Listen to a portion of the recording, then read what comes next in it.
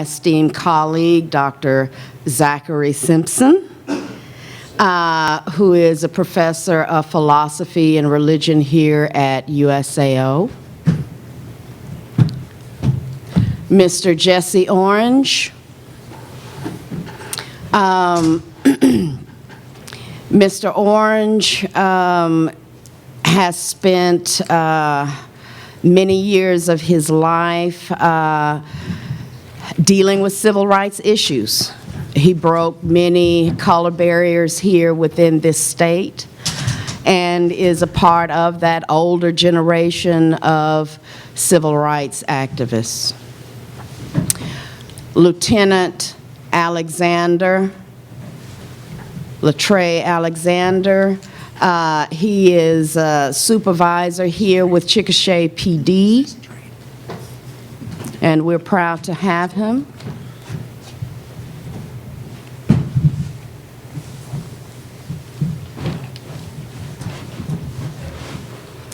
I would also like to introduce Reverend Sherry Dickerson, who is the director for Black Lives Matter Oklahoma.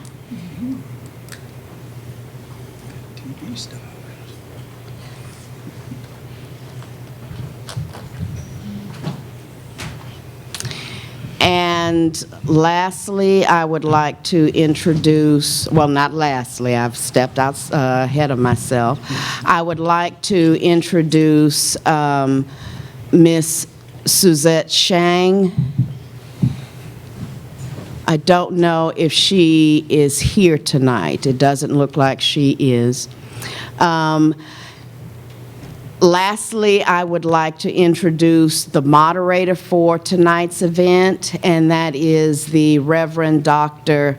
Raushan Alexander-Ashanti, and he will be handling the questions. Now, as we get set up, if any of you have questions written on the placards that have been disseminated, please raise your hands and one of the student helpers will come and pick that up for you. Dr. Anderson, may I recommend that we take a short intermission so that everyone can take a restroom break, get water, get their questions together, and then come back? Okay, is that appealing? So we should be in about 5 minutes? Yes, okay. Thank you. Good suggestion.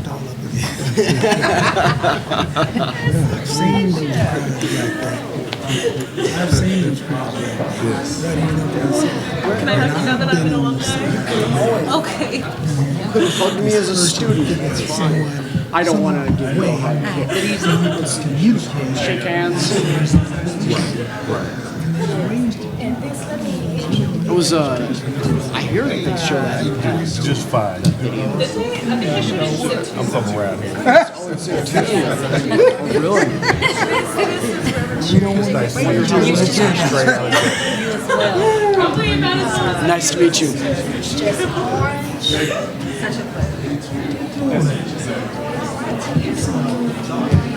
just a few times.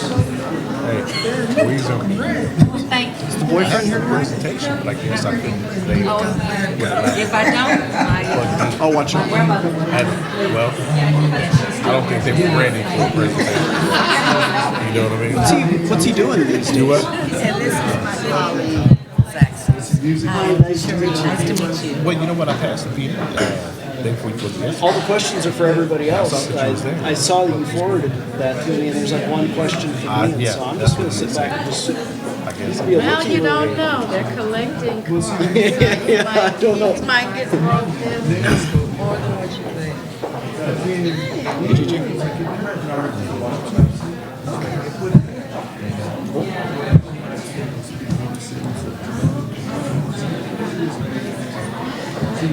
So is it back So up is this the first time?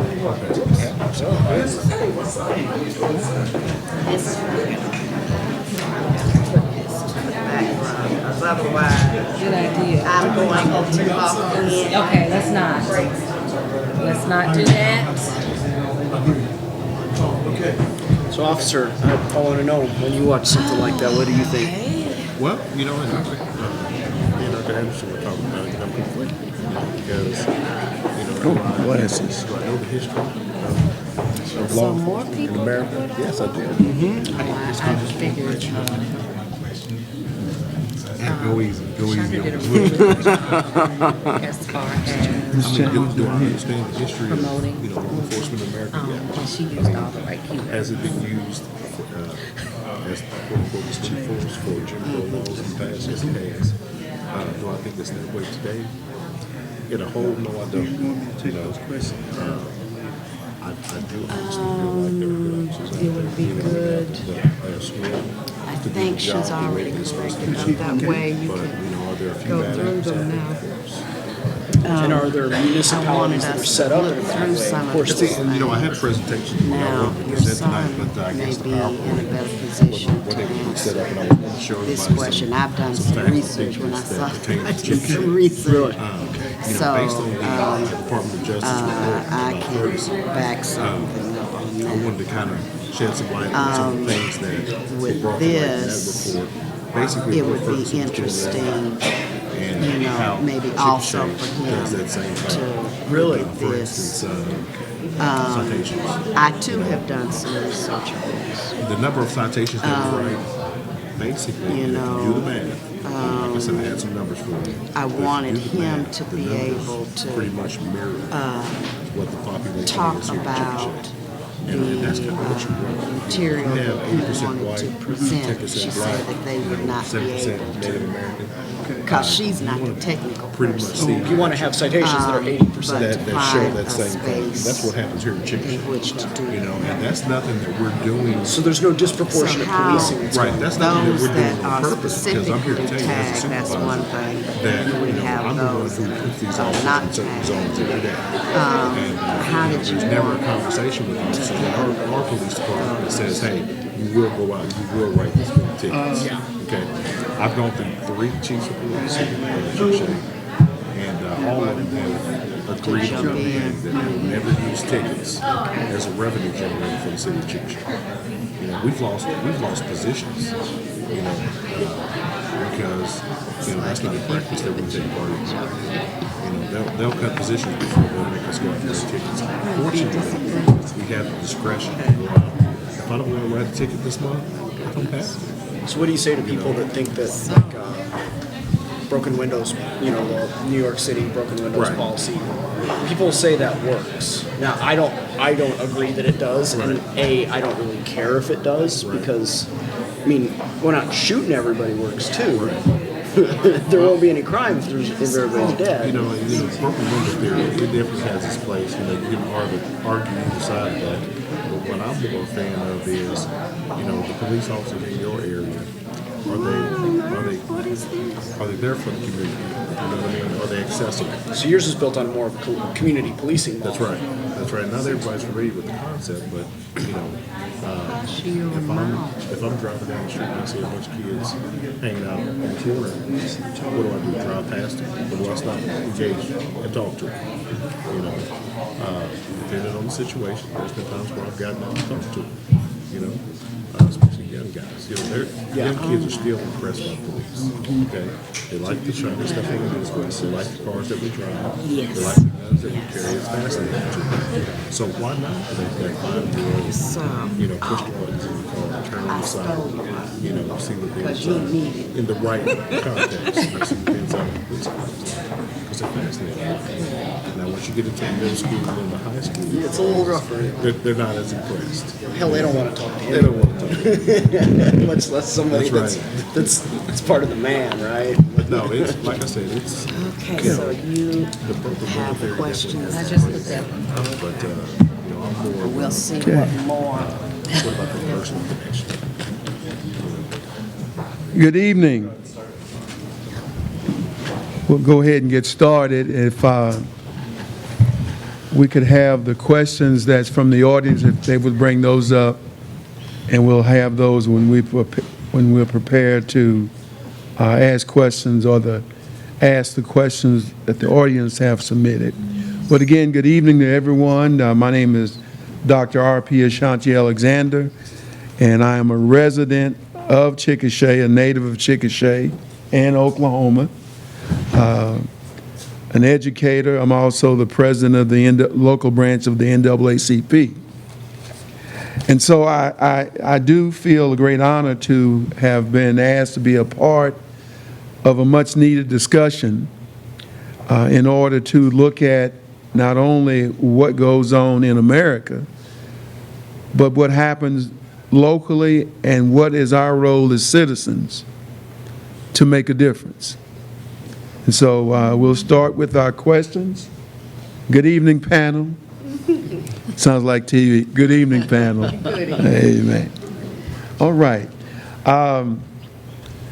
One of the questions that was submitted for discussion for tonight, it says that the Keeling-Wilson broken windows theory has shown to be effective in reducing crime since 1982.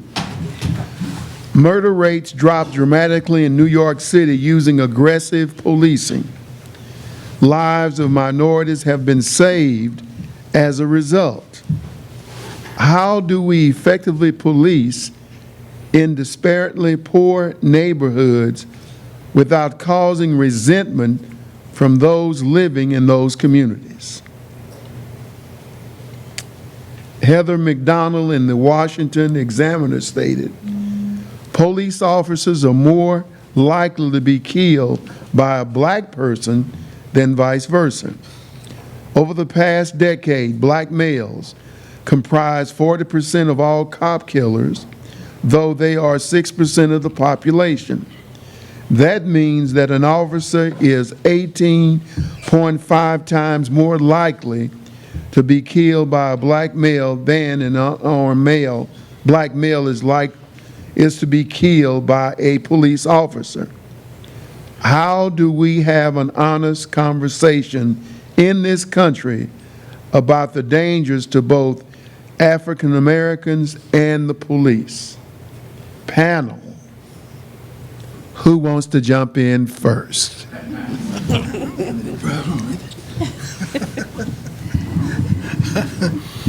I don't have. Can you hear me now? Oh, good. I couldn't hear myself. The first thing we got to do is inclusion. I may use some terms here that probably need explaining, but if you just think about it, you can understand it. The appointing authority, whoever's in charge of the police department in that area where you're having that problem, should include the civic leaders in their discussion. The Justice Department requires that they put up a notice on the board and on the door of the place where they're going to have the meeting. But we don't always go down there because it's kind of, for whatever reason, it don't get up or we don't see it. We're not,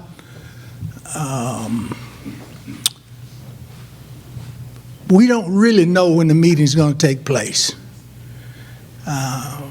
We don't get a chance to participate because we don't know what's going on.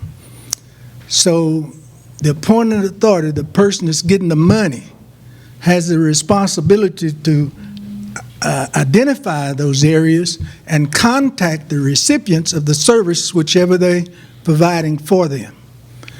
And the way you hold them accountable for that is to attend their meeting. If we can't go in numbers, then we need to appoint some retired person in the neighborhood to go with a list of gripes that we have. Any services that receive federal funds, there's some federal requirements for them to get those funds. And if we wait until an incident happens, we're 2 or 3 notches behind. But if we go in while the plans is being made and voice your opinion, then it's on the record. So when you come back, you've like created a case for your complaint when it comes time to complain. And that's where you hold the appointing authority accountable, and that person's the one receiving federal funds. Thank you. Let me move it a little bit. Thank you so much. Professor Simpson, what's your thoughts? Oh dear. I'd actually like to hear from the officer as opposed to myself. I mean, my only thought about, say, something like broken windows is, well, of course it works because you're constantly harassing people. And you can, authoritarian police states function, but I don't think they function in the way that we want them to function. I don't think they are inclusive, and nor do I think that they generate the kind of goodwill that people need to have in terms of their relationships with the authorities or the state or whoever that may be. So I don't think we should be looking at a single metric of efficiency as the way in which we police or the way in which we deliver goods and services to people in a community. That's not the only metric I think that we should look at. But there are people here that know a lot more about this than me. Officer Alexander, Lieutenant Alexander, excuse me. Well, to kind of build on the conversation that we had at the break, you were discussing the broken windows theory and how that it can be argued on either side, whether it can be really good or whether it can be really bad. Now, the issue that I have with that, and I can only speak towards law enforcement in Chickasha, but just like you, I read the paper, I watch the news, and I see how places like New York City will use the stop and frisk procedure to harass their residents. Now, my only thought to that is, are they using that stop and frisk? Is it built on reasonable suspicion? Is it built on probable cause? Or is it, he's black, let me stop him? Or he's Hispanic, let me stop her?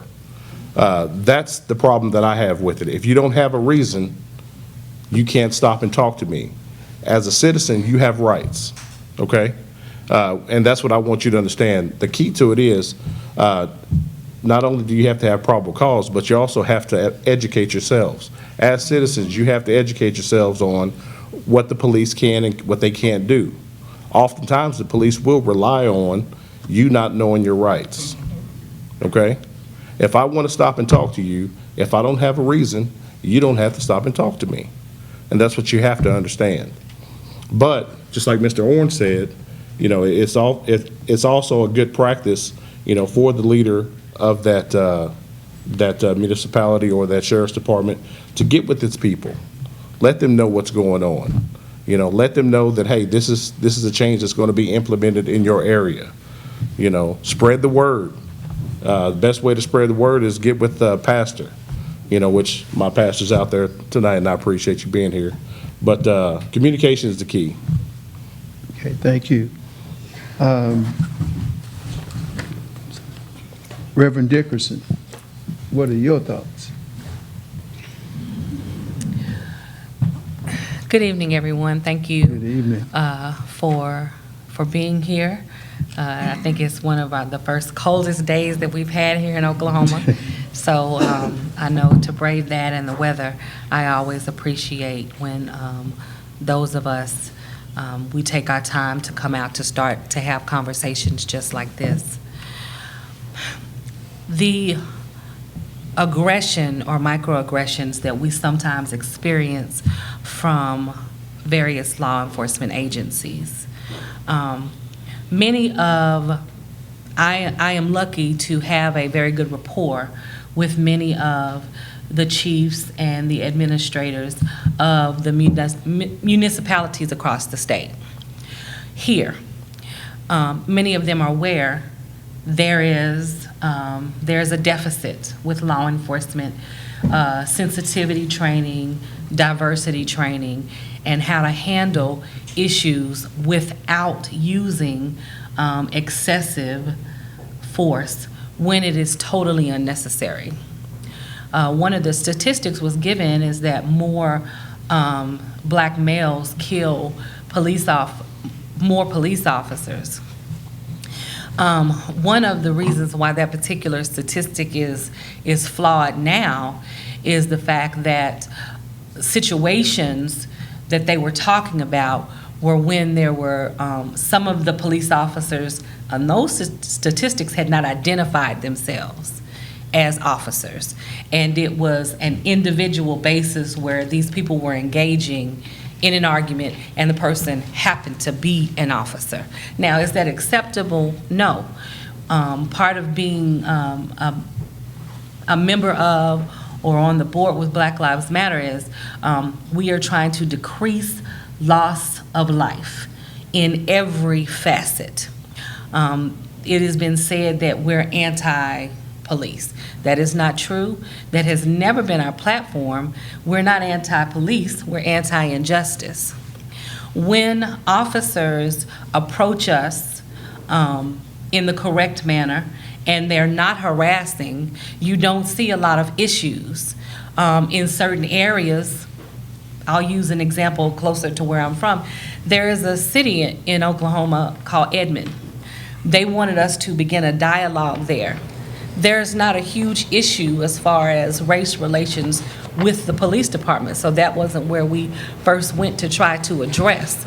We were actively addressing issues in Oklahoma City and Tulsa when our own situation occurred. So what we have to realize is, one, yes, the respect should be there and how you handle it. We need to teach our young people, we need to teach all the citizens their rights and how to handle a police stop, but we also need to make sure that our law enforcement officers are aware, that the people are aware of their rights. And unfortunately, what Lieutenant Alexander said is true. They depend on us not knowing. And so, in my opinion, that's a flawed system, to where they should not come from the vein of thinking about the ignorance of what the citizens know. We expect you to do your job in an excellent manner because that is what you're supposed to do, protect and serve. Okay, thank you.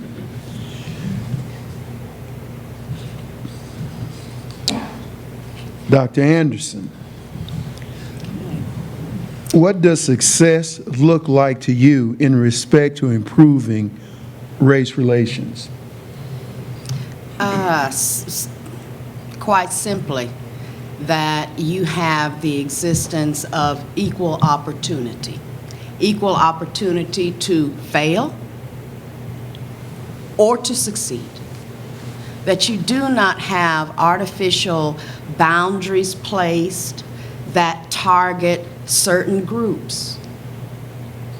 Success occurs when we can truly recognize, realize that democracy equally applied is the pinnacle of liberal democracy. Okay.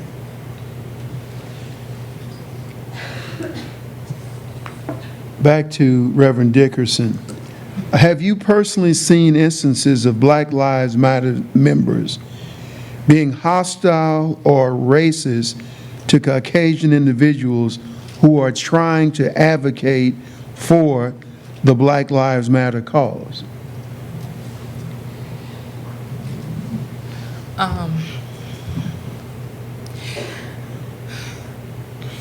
I haven't witnessed an actual member of the Oklahoma chapter,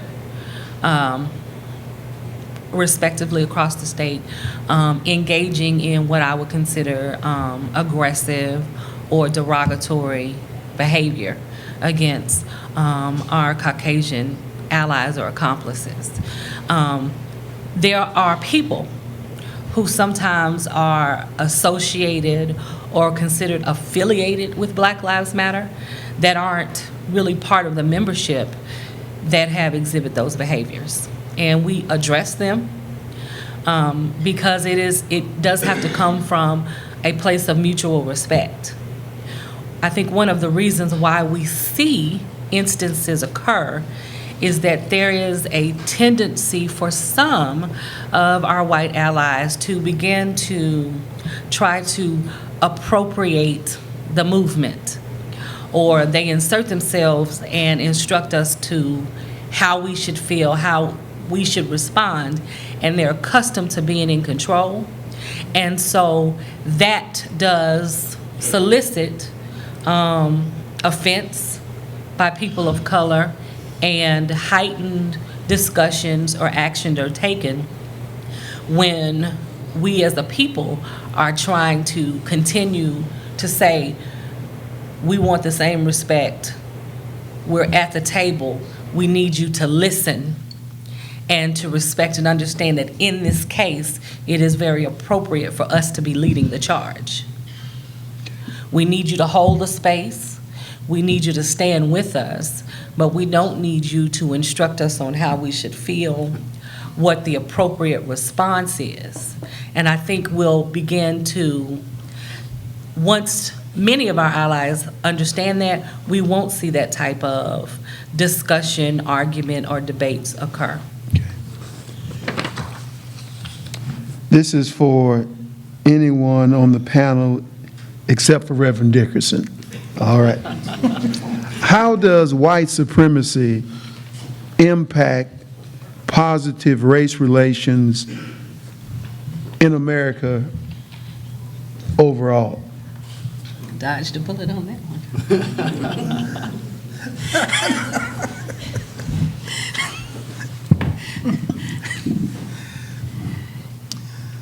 I guess I'm hung up on this inclusion. Because if you keep doing the same thing and getting a negative results, then you're doing the wrong thing. So in the 60s, one of the things that Martin Luther King's movement helped us with was systems to protect us. Even though not necessarily white percent, what, say that word again? Supremacy. White I supremacy. don't even like that, so I don't say it. So say it again. Supremacy. Okay.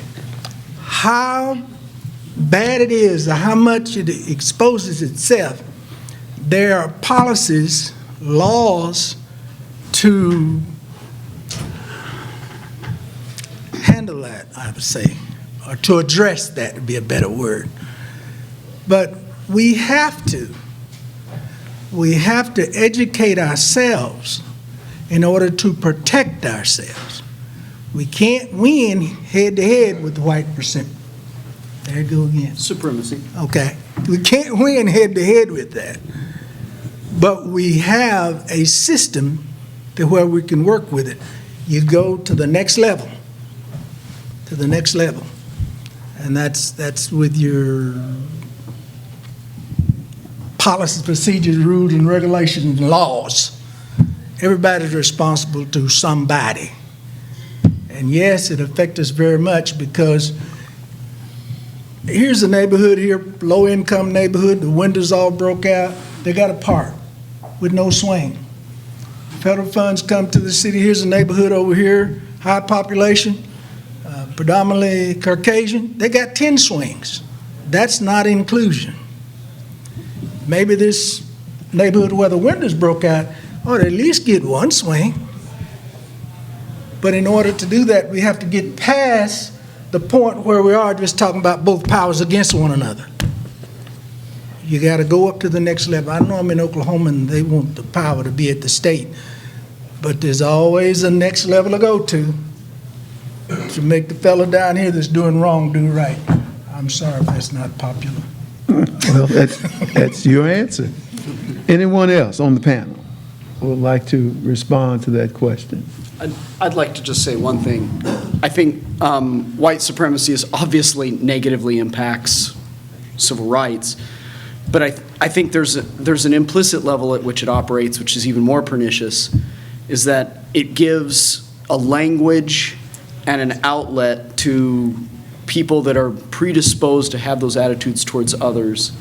It gives them a kind of way of thinking and identifying with others that I think is probably right now even more harmful than the movement itself. And I think there are code words within those organizations and there are whistle calls within those organizations that people respond to that I think we need to be wary of and that do still exist within our culture. And I think that's how white supremacy has made its way into the kind of, it's gone subterranean, but it's still there. And I think those attitudes continue to be negative. Well, and if I can add something to that.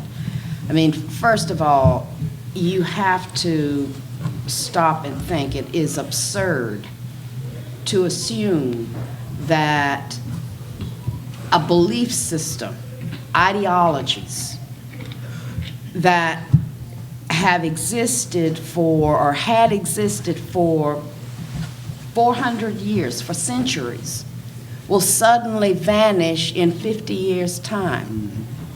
That's not realistic. You know, it's not even human. You know, white supremacy, historically, just looking at it from a historical perspective, has been very undermining, not just to black people, not just to the people that were directly affected by it, people of color, but also if you think about the development historically of the South. It retarded economic growth. It retarded the type of political, cultural, social life that could have made that region vibrant. But instead, it undermined it and did so until what? The 80s? It took it that long to recover from the systems of sharecropping and Jim Crow systems that it constructed for itself. You know, so I agree with Zach. It is mutually disemboweling for all who engage in it, in my opinion. For anyone on the panel, this question: what role should the church play in addressing issues of race and the problems that result from it?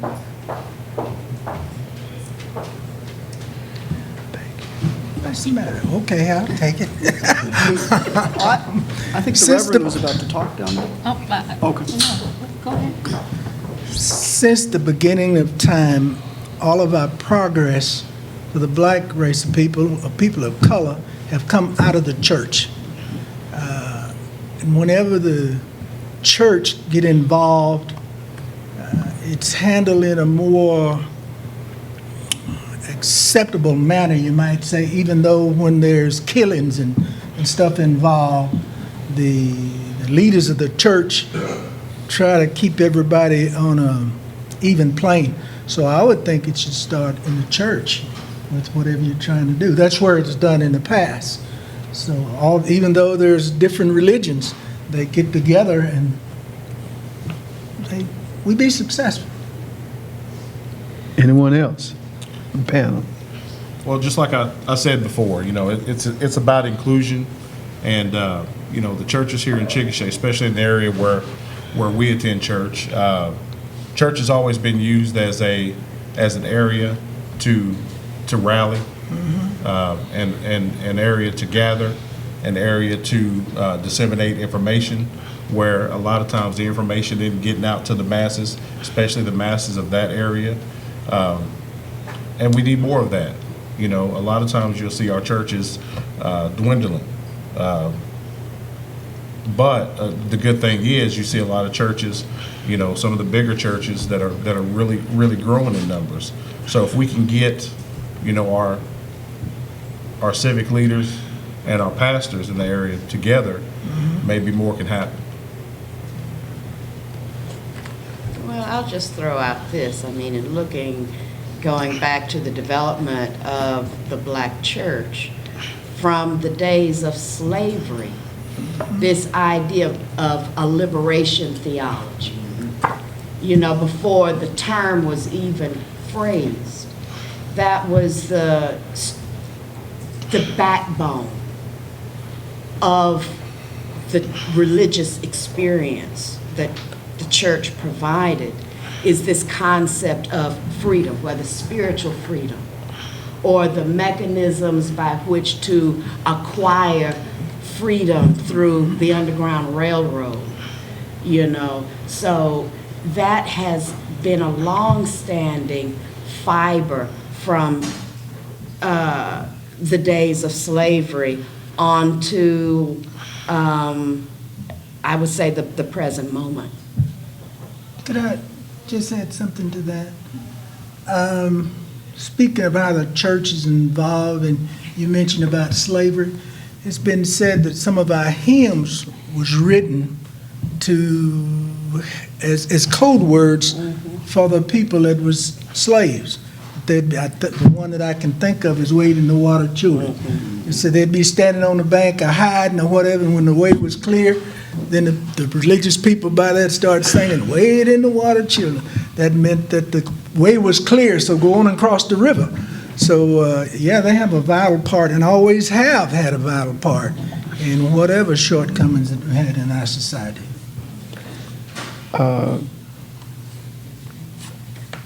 This question is from the audience. What can white people who want to help Black Lives Matter, what can they do? How can they help?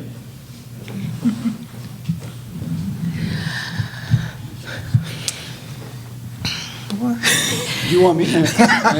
Don't look at the white guy. Maybe I'll say one thing to just start this conversation. I think the first thing. Look, I'm white. I don't know if you noticed that. Really? I think the first thing we can do is listen. And the path to helping others, the first and initial step is always to cultivate empathy and to listen to the stories of others. So with that, I'll be quiet.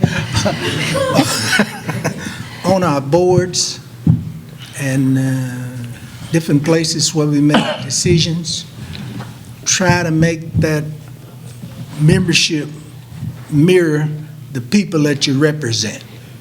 If you don't have a female on there, try to get a female. Just try to get input from everybody that's involved, and that's about the only thing that I know. It's up to the individual after that, if they be represented, get a chance. But so many times, it's done by vote, and there's no minorities there. So they get nothing. So if you can include them on your board of directors or various boards like that, you would at least have some input as to how they feel from the individual that's actually a recipient of whatever rule or law or amount of money you're getting. I would say we're posed this question, I think, in almost every panel. What, as a person who is not considered a person of color, what can we do?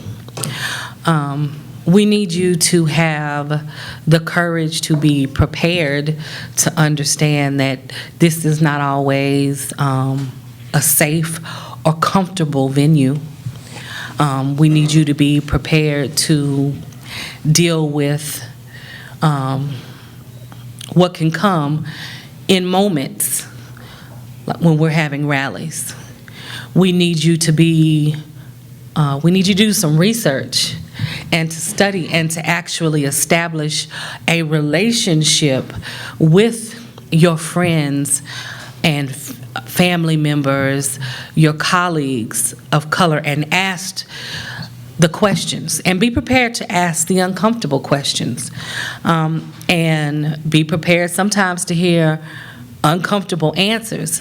But if we don't have the dialogue to get us past that to where there is some understanding of what we really need, then it's all a moot point.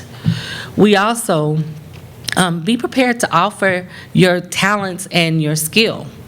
Our legal counsel for Black Lives Matter is Attorney David Slane, and he is Caucasian. And he said to me last night, well, I'm really trying to work on the trust because I know they don't trust me because I'm white. And I said, David, it's not about, in this venue, it's not about you being white. I'm sorry that you're under the impression that we don't trust you. There is some inherent bias from both aspects. So he was coming from a place of what he normally encounters when he's dealing with his clients who are people of color.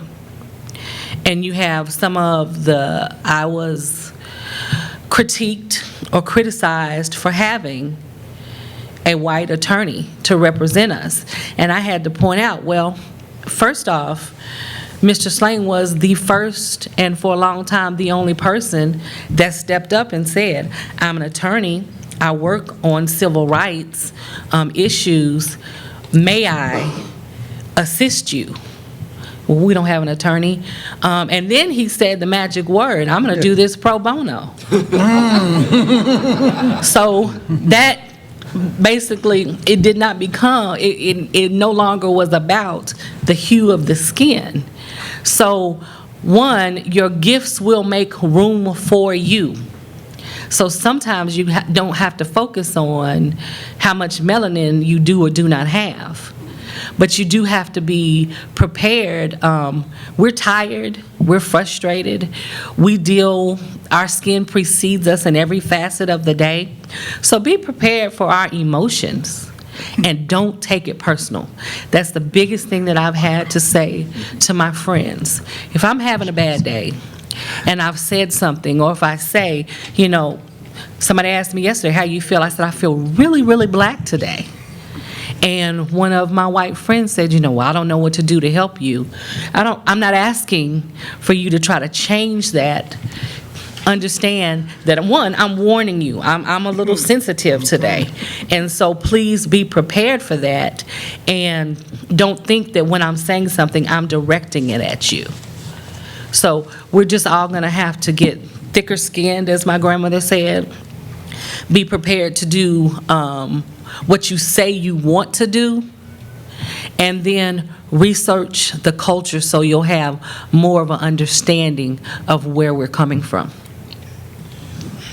We've noticed in sports the last few weeks that there's been a lot of venom spewed against the quarterback of the 49ers because he decided to kneel down rather than stand for the national anthem. How much of that response and backlash is about race, disguised in the notion of patriotism by persons who believe that that's sacrilege in terms of his actions relative to believing that black people and people of color are mistreated in America? If we're saying how much as far as percentage, that's easy. That's 100%. That would be an A. Most of the backlash is simply because he is a person of color.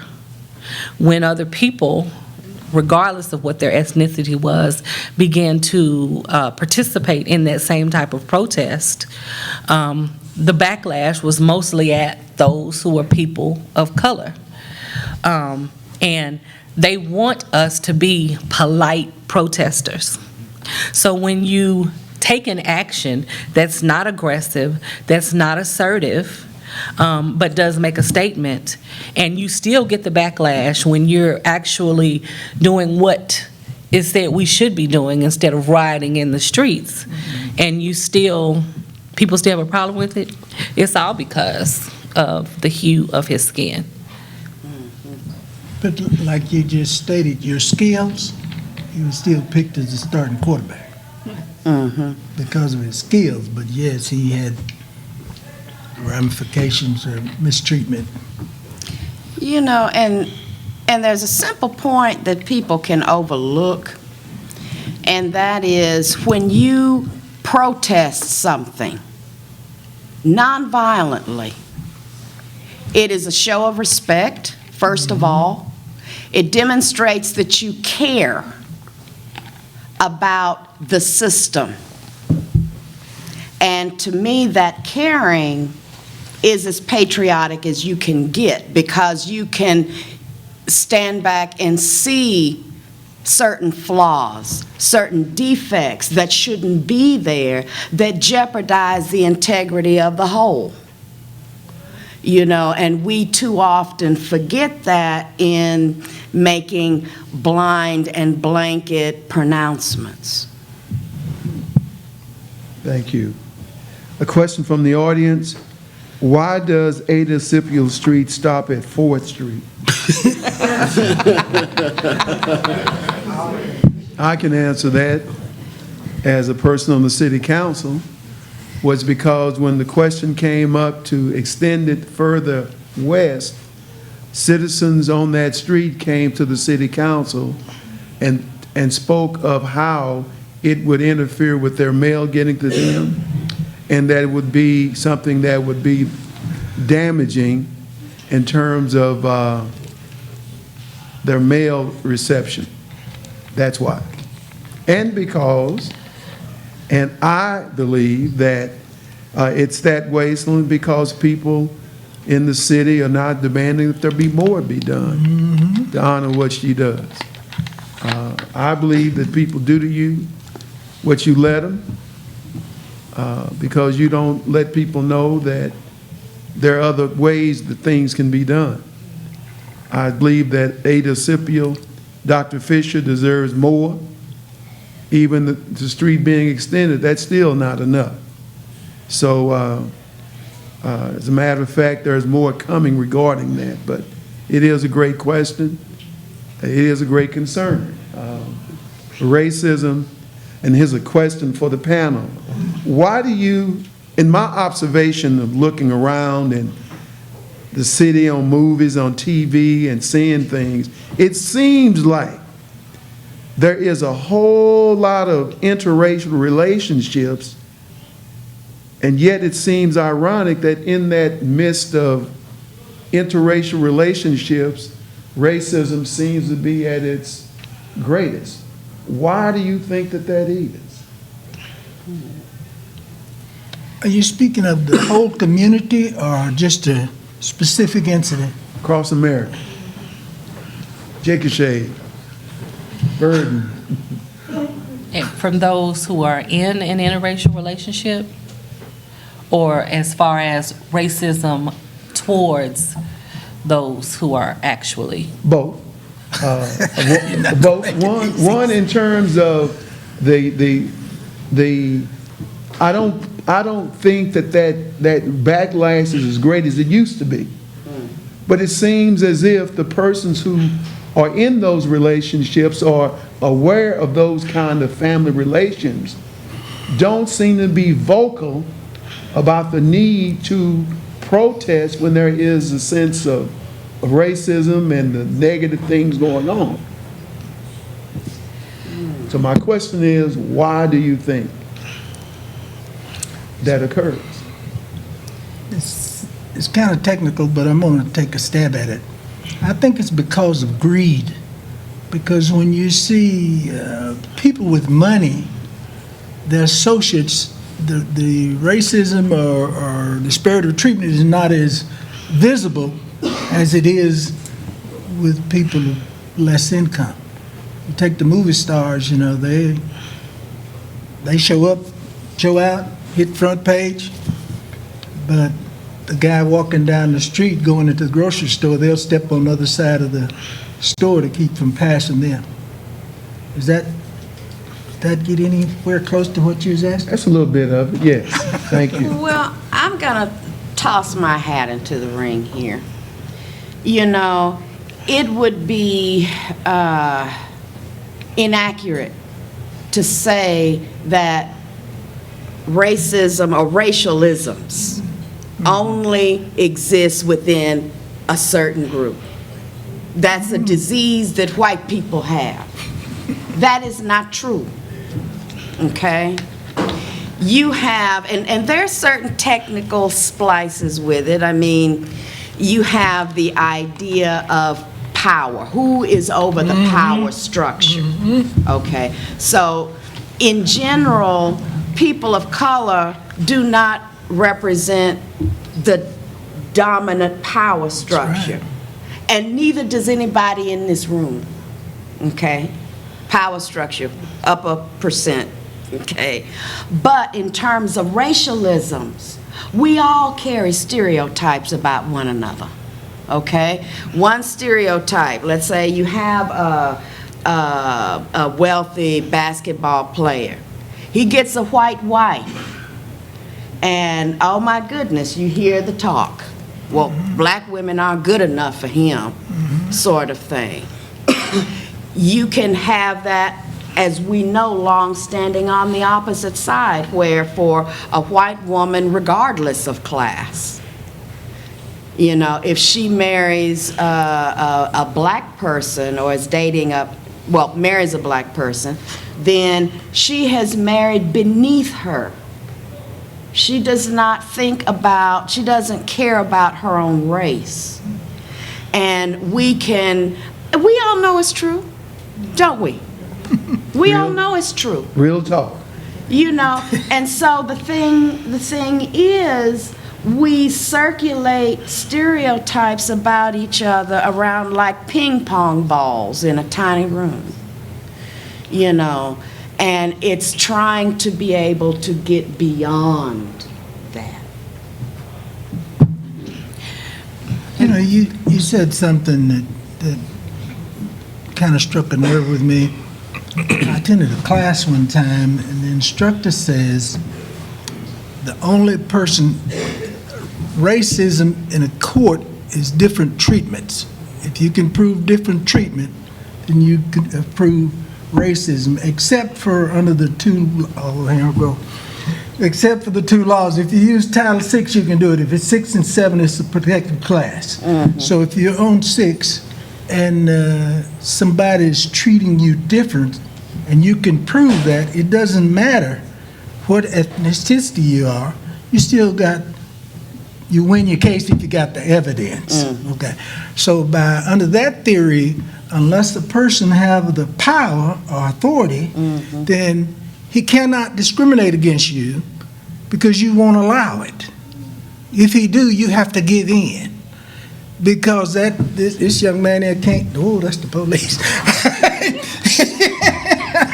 He can't do anything to me because we are equal here as far as power go. Now, with all due respect,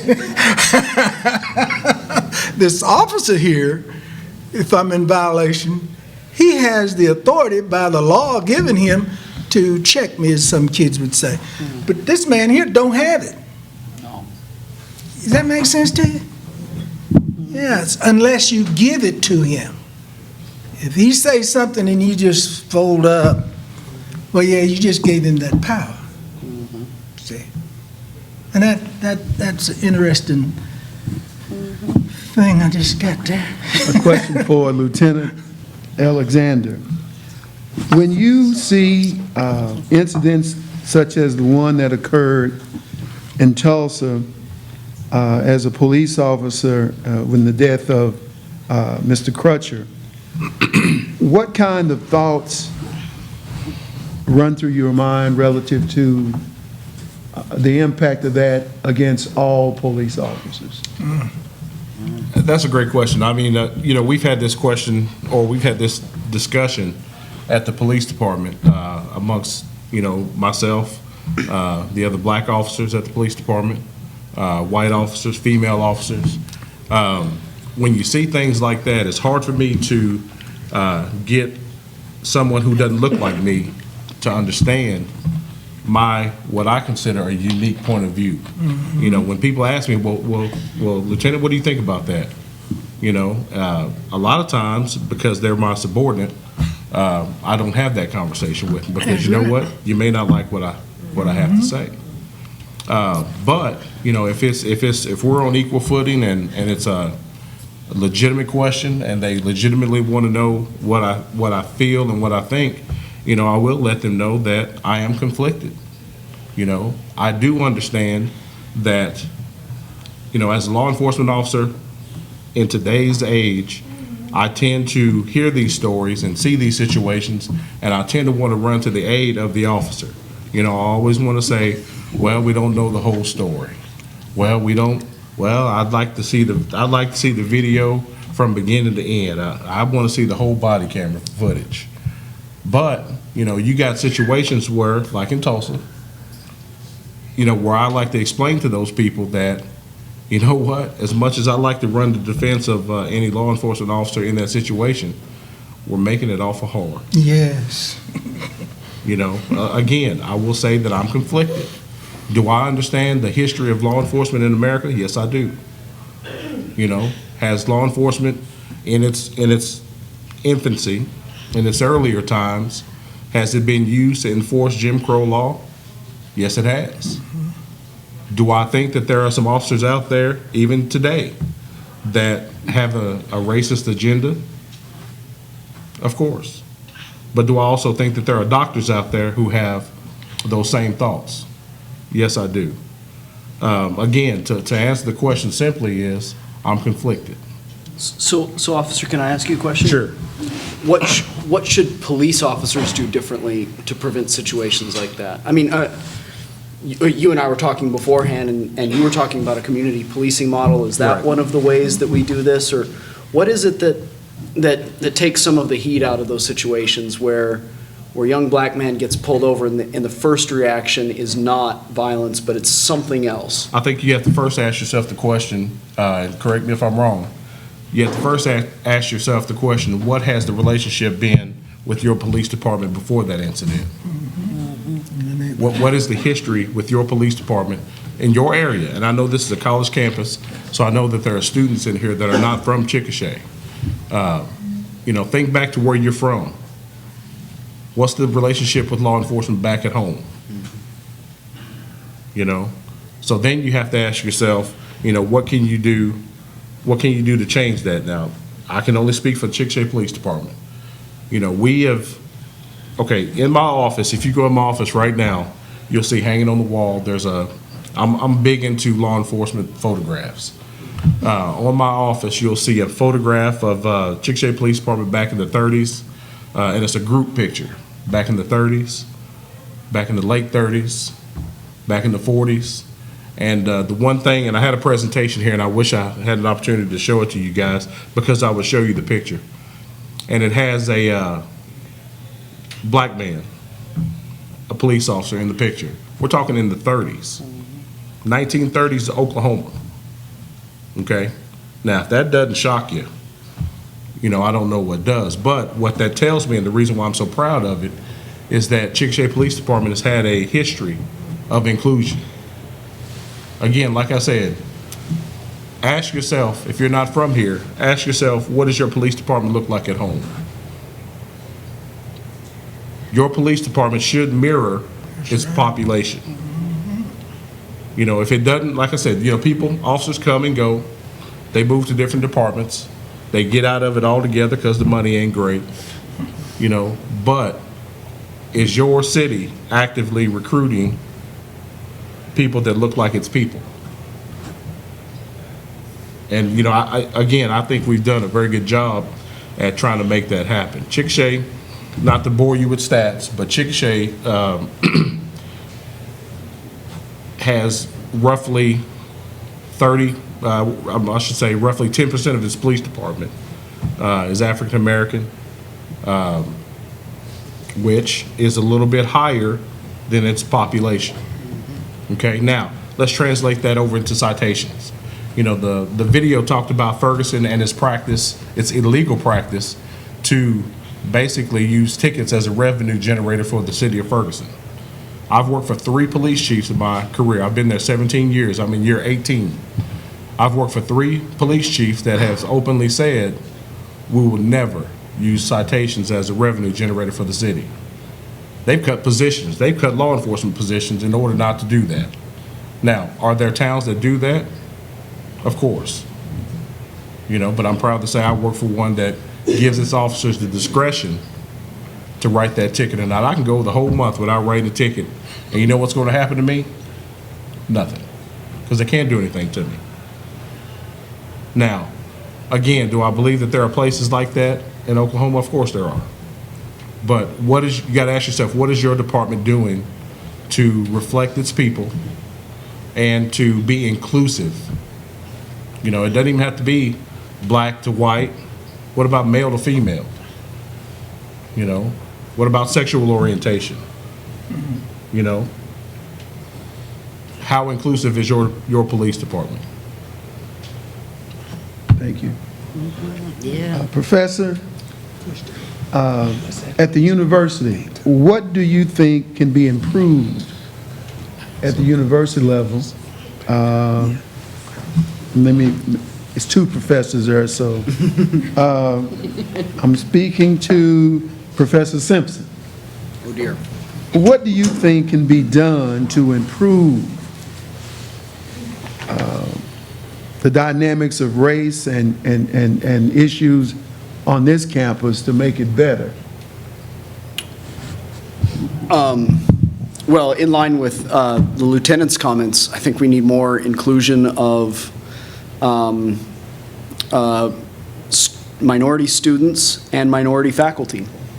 I think that inclusion and empathy building and the cultivation of trust occurs through personal connection and through the university is a place to have safe and uncomfortable conversations. That I teach philosophy and religion, and I often say I have conversations with my students that they cannot have at the dinner table at Thanksgiving. I think that the university structure is a place where that can occur, and it can only occur if there are people that are willing to present dangerous opinions on a consistent basis, and opinions that people are uncomfortable with, and that often comes from people that have different experiences and perspectives, and that needs to come from both students and faculty alike. So I think inclusion is probably the best way to do that, and this is like inside ball, but you need to have a curricular structure that allows those kinds of classes to occur. So you need to have classes that speak to ideas that are current, like Black Lives Matter, and you need to be flexible and nimble enough to be able to present that kind of course material.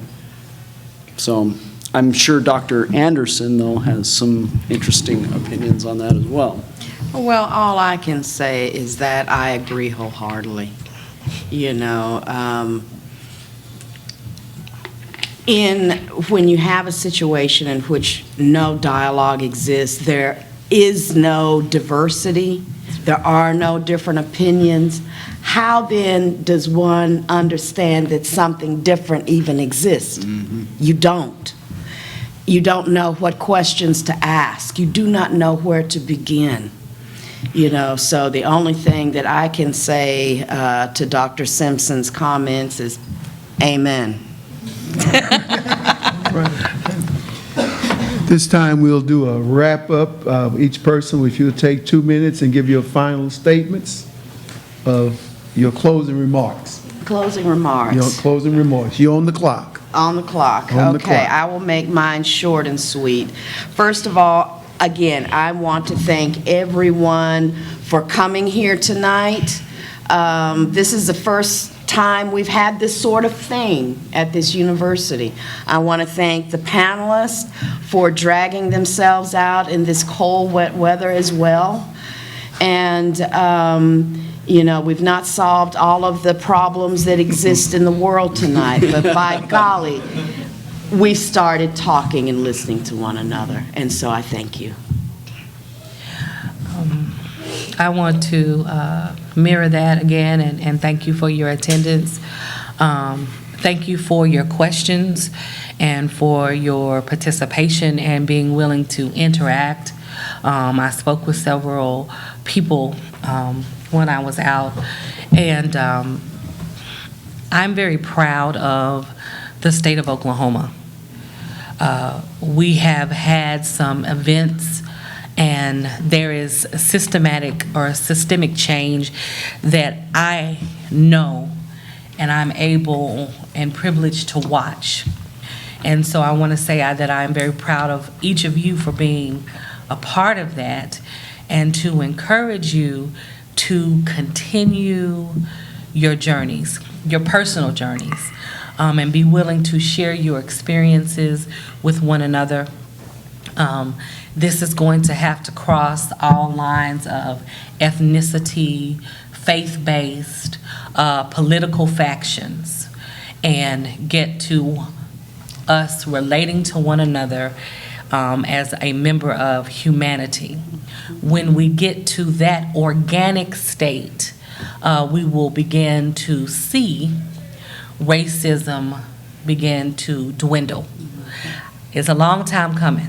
We have a lot of work to do, but I want to say that I do believe that it can happen. In Oklahoma, we are setting the standard. We're still a little bit too polite. We're going to have to work on being a little bit more of a radical people, and that's a change. I'm going to take my last 30 seconds. I'm in a competition with one of my other friends who is doing a lot of these panels, and I just have to do something that is traditional. I have to take a selfie. So I'm going to stand up, turn around. I need you all to be part of this moment. Yes, nothing wrong with that. Yeah. All right, here we go. All right, I'm going to post it on Facebook. Therefore, it will be official. Thank you very much. All right. And you guys can follow Shri as well as the Oklahoma City Black Lives Matter movement on Facebook, Black Lives Matter OKC. And we do, thank you for that. We did also implement Black Lives Matter Oklahoma. We're going to start putting several key leaders in all of our areas. Oklahoma has been accepted as the prototype with the Black Lives Matter movement to make it a state alliance. So if you're interested, I have my cards, and I would love to have to work alongside with you. I'd like to take just a real quick second to, number one, thank everybody for allowing us to be here tonight. Thank you for kind of letting me voice my opinion about, where the world is today. But also I want to say, ask, again, if you're not from here, go back to where you're from, and it's all about inclusion. Ask your police department what kind of programs do you have for citizens. It's about understanding. If you want to know what your police department is all about, go talk to them. When was the last time that you've come down to the police department to take part in the ride-along, if your department has one? Chickasha has a ride-along program. You can come out, you can get in the car. I see a couple of people out there that's has ridden along with me before. That just gives you guys an insight on a little bit of what we do. Some of the calls that we have to take. Some of the people that we have to deal with. I think it can be a really positive thing just by getting to know, what we do. Also, some of the other programs that we do have, we have Alive at 25, which is, a community speaking engagement that we have for youth. Everybody talks about social media with the Twitter, Facebook. We've kind of branched out of our comfort zone a little bit, and we've gotten onto some social media. Check us out, on Facebook. Check us out on Twitter. See what your department's up to, and just ask questions. Are we perfect? No, we're not. But are we trying to get to a better place? Yes, we are. We have some new leadership in place at the police department. I think we're heading in the right direction. I think one of the buzzwords today is transparency. We're making efforts to be more transparent as a police department. Know your Open Records Act. Know what's available to you. And again, ask questions. We're there to answer them. Again, we work for you. I know it doesn't seem like it sometimes. I know sometimes you don't feel like we do, but we work for you. So ask questions and be a part of what we're a part of. Thank you. I'm extremely happy to be here and to see the turnout and to see that the school allow gatherings like this. I'd like to, make a request that those of you who have interracial friends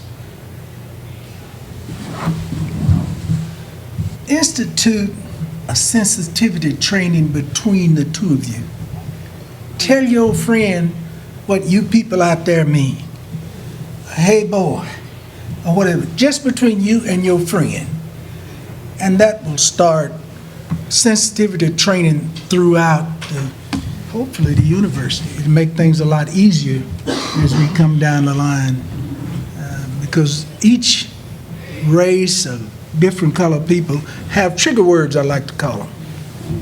And you could mean the best of intentions and hit one of them trigger words.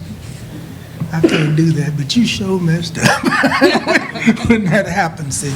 So you can start that. That's what you can do without anything, just between you and your friend. And as I end my career, I just have to say this. I worked for the Department of Transportation almost 20 years, and I never lost a discrimination case, a civil rights case, whether it was for or against the Department of Transportation. And I've found out over the years that the evidence that you have wins your case. If you don't have no evidence, you might as well go to the house. So all that stuff when you feel bad and you're excited and you want to tear things up and torment, there's a time and place for that. But when you get through with that, you still got to sit down at the table and come up with some kind of rule or some kind of law. And there's a place for it. When we get through, I want to ask you one thing. I don't know. I got 30 seconds left. Yes, sir. What's the expression of the city council when a group of minorities, say like 40 or 50, show up at your meeting? Why are they here? There you go. I rest my case. What's going on? Yes. Whatever you want. Yes. So show up and support your city council and get what you want. That's real. And remember, tomorrow is the last day in Oklahoma that you are able to register to vote. Please, please, if you are not registered, I'm sure this campus has the documents needed to be able to file those. Please go and online, register to vote, and utilize your right and your privilege. This is a very important election. Professor Simpson.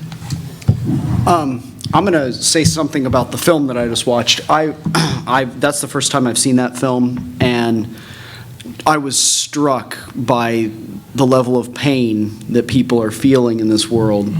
And I didn't want to let the night end without registering that, and without, I think, to double back on my previous comments, I think what is necessary for us is to listen to one another and to listen to both what we're saying and also what is not being said, which is the feelings that are being expressed there of that are sincere and very real feelings, expressions of pain and suffering that people have on a day-to-day basis.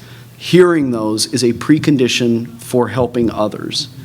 And I would also offer, just on a philosophical note, I think a life lived without serving others lacks a certain element of meaning to it. And I think if to go back to the question of, well, what can we do as white people, I would broaden that. What can we do as people? Well, as people, what we need to do is we need to both listen to others, to meet each other face to face in the midst of our lives, but also to keep asking ourselves, what is it that I can do in my own situation? It's not just, political action is not just voting, and it is not just protesting. Political action occurs in your everyday life as a teacher, as a spouse, as a city council member, as a police officer. That is politics. And the more we can engage in those everyday acts of kindness and of struggling with one another and of hearing one another, I think the more we can change the dynamics of these things, of these issues that have been corroding our society for so long. And so, I'm sorry to get a little preachy, but I think the Preaching is good. Amen. Amen. It's good. So yeah, for me, I think that's what's. I did not want to let the night go without just registering what I felt when I watched that Ferguson documentary, and I'd welcome anyone to come and talk to any of us afterwards about it. Certainly. With those notes being presented, thank you to each and every one of you for your presence, and may God bless you and keep you as we go forward to change the world. Thank you.